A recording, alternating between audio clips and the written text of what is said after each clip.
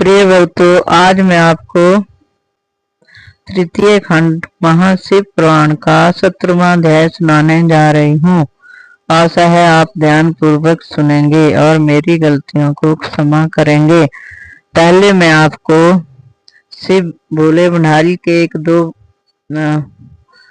भजन की सुनाने जा रही हूँ। उसके बाद 17वां अध्याय सुनाऊंगी।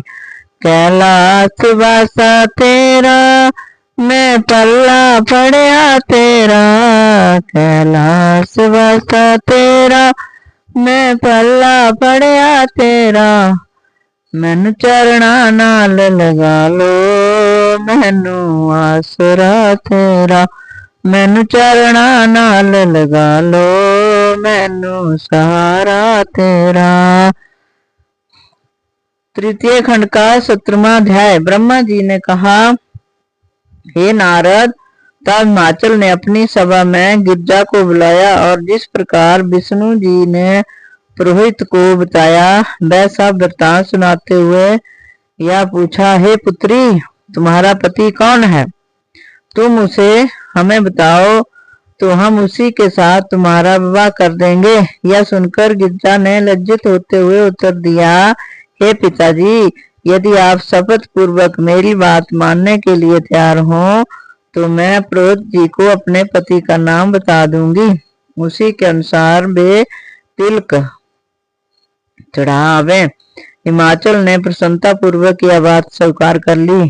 तब गिरजा ने पुरोहित को अलग से जाकर कहा कि तीनों लोकों में सबसे उत्तम जो कैलाश पर्वत है वहां शिवजी निवास करते हैं। तुम वहीं जाकर उन्हें टीका चढ़ाओ, क्योंकि मैं उन्हीं के साथ अपना विवाह करना चाहती हूँ। हे नारद, यह सुनकर पुरोहित अपने साथ एक नाई को लेकर टीका चढ़ाने के लिए चल दिए, परंतु उन्होंने नाई को यह नहीं बताया कि वे किस व्यक्ति को टीका चढ़ाने के लिए जा रहे हैं। तब वे कैलाश पर्वत पर पहुंचे तो वहां एक बट वृक्ष के नीचे शिवजी को दूर से बैठे देखकर उन्होंने प्रणाम किया। उस समय शिवजी ध्यान मगन बैठे थे। वे दोनों भी कुछ दूरी पर चुपचाप बैठ गए, लेकिन थोड़ी देर बाद भी नाई ने क्रोध में भरकर पुरोहित से यह कहा, हे पुरोहित जी, तुम मुझे ऐसे निर्जन स्थान में क्यों ले आए हो? यहाँ तो चारों ओर दैत्य ही दैत्य दिखाई पड़ते हैं। यहाँ प्राण बचना संभव है। तुम यहाँ से तुरंत भाग चलो और गिरजा के लिए कोई दूसरा पति ढूंढो। यह व्यक्ति तो गिरजा का पति होने के सर्वथा अयोग्य है। नाई की बात सुनकर पुरोहित ने उसे डांटते हुए कहा, अरे मूर्ख, तू चुप क्यों नहीं बैठा रहता? इस प्रकार प्रलाप क्यों कर रहा है? पुरोहित की इस दृढ़ता को देखकर तथा गिरजा की प्रीति का स्मरण कर शिवजी ने अपनी समाधि खोली। उस समय पुरोहित जी हाथ जोड़कर उनके सामने जा खड़े हुए और बहुत प्रकार से स्तुति तथा प्रशंसा करने लगे। हे नारद, पुरोहित ने गिरजा के गुण तथा सौंदर्य का वर्णन करते हुए शिवजी से कहा, हे प्रभु, गिरजा आपके साथ विवाह करना चाहती हैं, अतः आप इसे स्वीकार करें।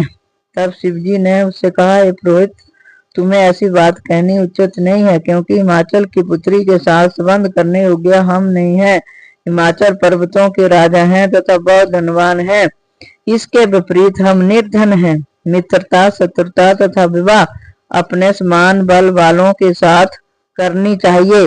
गिरजा मुझे अपना पति बनाकर कोई सुख नहीं पावेगी, बल्कि यूं कहिए कि मेरी भांग घोरते समय उसे बहुत कष्ट उठाना पड़ेगा। वह राजपुत्री है, अतः उसका विवाह किसी राजा के साथ होना ही उचित है।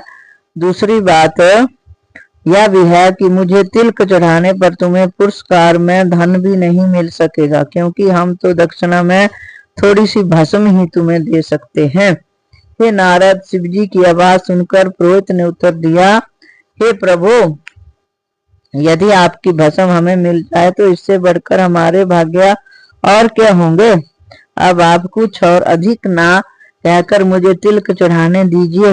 इतना कहकर पुरोहित ने शिवजी के तिलक चढ़ा दिया।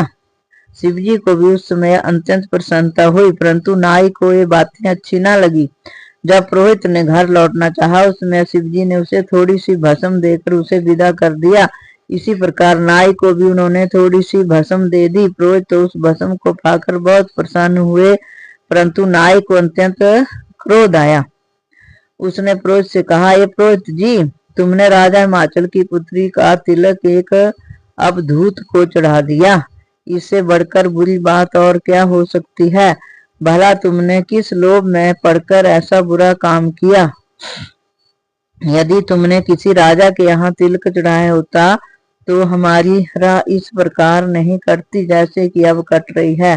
शिवजी ने तो केवल एक मुट्ठी भर राख दे दी है और मुंह से भी कुछ अच्छी बात नहीं कही। मेरे घर में तो ऐसी राख बहुत भरी पड़ी है। यदि तुम्हारे घर में ना हो तो तुम भले ही ले जाओ। मुझे तो उन्होंने राह का खर्चा भी नहीं दिया। भला मैं किस प्रकार अपने घर तक पहुंचूं। पता नहीं राजा हिमाचल इस वृत्तांत को सुनकर क्या दंड देंगे। मैं तो सारा दोष तुम्हारे सिर पर रख दूंगा, क्या याद रखना। इतना कहकर नारी ने क्रुद्ध हो भस्म को खोलकर वहीं फेंक दिया। हे नारद, जब पुरोहित और नाई अपने अपने घर पहुंचे तो उस भस्म के प्रभाव से पुरोहित के घर में संसार के संपूर्ण रत्न और सुख सामग्री उत्पन्न हुई, जिससे पुरोहित तथा उनकी पत्नी को बहुत आनंद हुआ। एक दिन नाई की स्त्री पुरोहित के घर आई, तब उसने यह देखा कि उसके घर में सुख की संपूर्ण सामग्रियां उपस्थित हैं, तो उसने पुरोहित की पत्नी से उस ऐश्वर्य का कारण पूछा। जब पुरोहित की पत्नी ने उसे यह बताया कि वह सब संपत्ति शिवजी द्वारा दी गई भस्म के कारण प्राप्त हुई है, तो उसने अपने पति के पास पहुंचकर यह सब हाल क्या सुनाया। उसे सुनकर नाई दौड़ा दौड़ा पुरोहित के पास आया और झगड़ा करके यह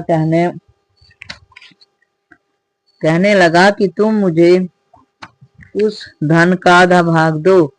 उस समय पुरोहित ने उसे यह उत्तर दिया, अरे मूर्ख, तूने शिवजी द्वारा दी गई भस्म का निरादर करके उसे फेंक दिया था ना, इसलिए तू इस संपत्ति से वंचित रहा। अब मुझसे लड़ने के लिए क्यों आया है। यह तू संपत्ति प्राप्त करना चाहता है तो फिर उन्हीं के पास चला जा जिन्होंने पहले तुझे भस्म दी थी। पुरोहित की बात सुनकर नाई फिर कैलाश पर्वत पर गया, परंतु इस बार उसे वहां से निराश होकर लौट आना पड़ा। ओम नमः शिवाय। प्रिय भक्तों, श्री शिव पुराण भाषा का तृतीय खंड का ये 17वां अध्याय समाप्त हुआ।